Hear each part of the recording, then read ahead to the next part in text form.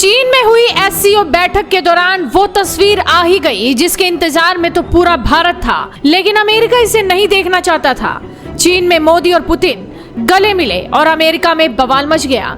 Donald Trump तो 2-3 दिनों से गायब हैं, शायद सदमे में हैं, लेकिन ट्रंप के वफादार और भारत को गाली देने में माहिर बन चुके पीटर नवारो ने एक ऐसा बयान दे दिया जिसे सुनकर आपका खून खोल जाएगा।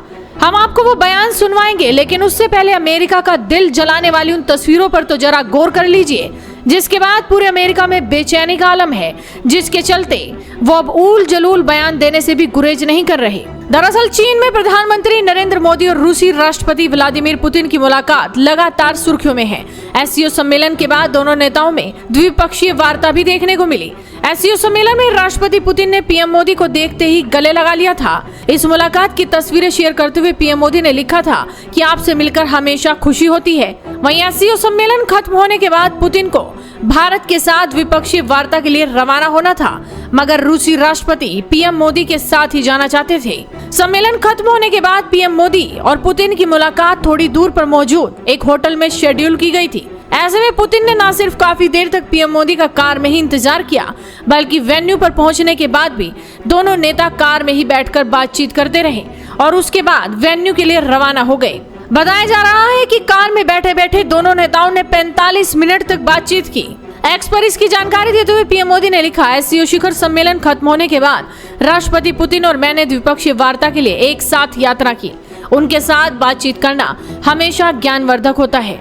इसके बाद दोनों नेताओं ने द्विपक्षीय वार्ता भी की। अब मोदी और पुतिन को देखकर अमेरिका ने अपनी असली हैसियत और औकात दुनिया को दिखा दी है। पीटर नवारो ने पीएम मोदी और पुतिन की इस तस्वीर को देखकर भारत के ब्राह्मणों को गालियां देनी शुरू कर दी हैं। अगर आप नहीं जानते कि पीटर नवारो कौन है, तो हम आपको बता दें कि ये वही आदमी है जिसने भारत और अमेरिका के रिश्ते खराब करने में सबसे बड़ी भूमिका निभाई है। पीटर नवारो डोनाल्ड ट्रंप का ट्रेड एडवाइजर है। एक अमेरिकी चैनल को इंटरव्यू देते हुए पीटर नवारो ने रूस का नाम लेकर ब्राह्मणों को गालियां देनी शुरू कर दी थी।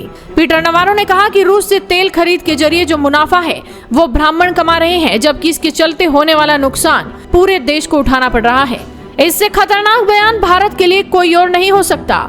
अमेरिका पीएम मोदी को सत्ता से हटाने के लिए अब हिंदुओं को टारगेट कर रहा है।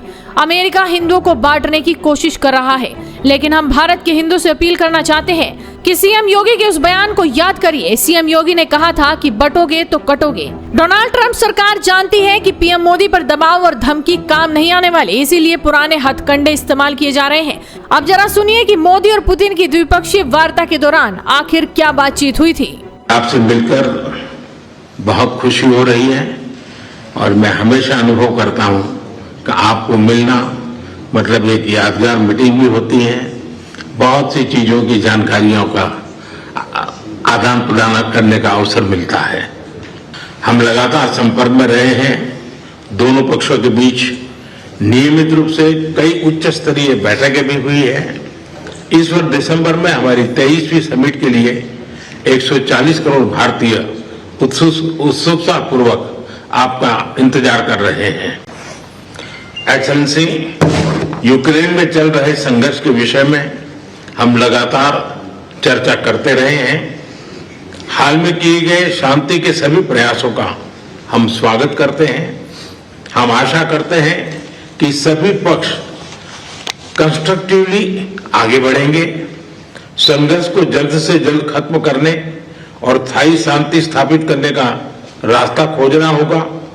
यह पूरी मानवता की पुकार है।